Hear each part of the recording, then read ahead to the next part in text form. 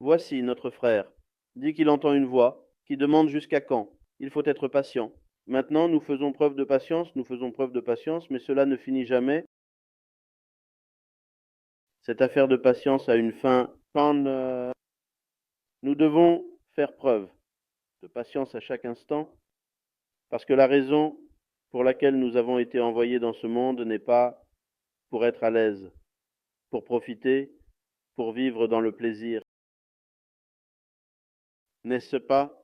Regardez nos ancêtres, à 70 ou 80 ans, c'est bien heureux. Sont morts en martyrs, sur le dos de leurs chevaux, avec leurs épées à la main.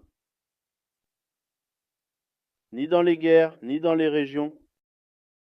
Peu importe où vous allez dans le monde, il y a la tombe, ou le mausolée, d'un Turc ou d'une personne, de foi islamique. Comment cela s'est-il passé?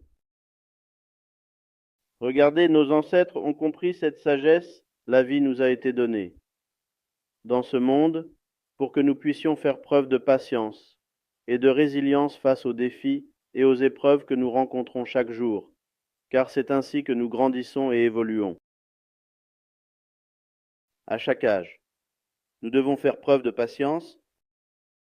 Ce n'est pas un endroit où l'on peut se divertir.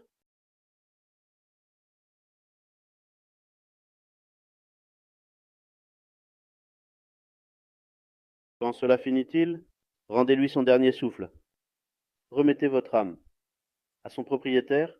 C'est à ce moment-là que tu n'auras plus rien à quoi faire preuve de patience.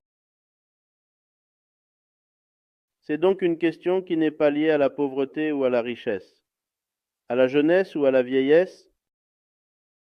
C'est une question qui est à cette personne, peu importe. Quel rôle cette personne joue dans cette vie? L'homme est d'abord dans son rôle. Il faut faire preuve de patience.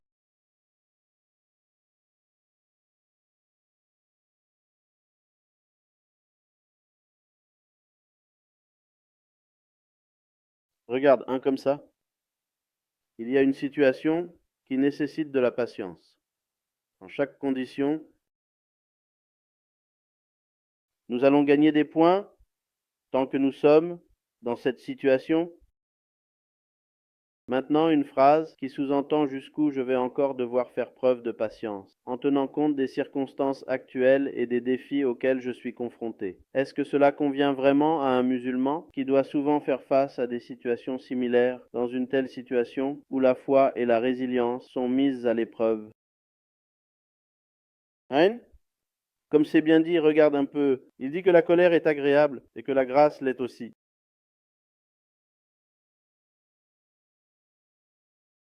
Que dit-il? Il dit que croire que le destin, le bien et le mal viennent d'Allah, le Très-Haut.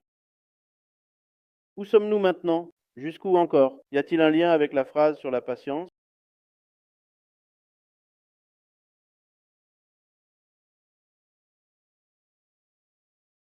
Si nous avons un cœur qui dit j'ai besoin de toi, alors la colère d'Allah, le Très-Haut, est agréable, et sa grâce l'est aussi. N'est-ce pas que finalement, l'endroit où nous arriverons, Inch'Allah, et sa présence,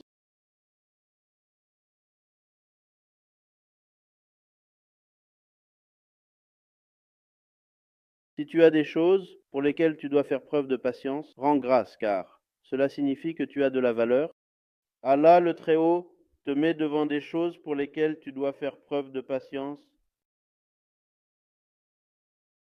Eh bien, même si on dit que c'est déjà pour le plaisir du diable, qu'il n'y a pas besoin de s'en occuper, et si tu n'as rien, pourquoi faire preuve de patience?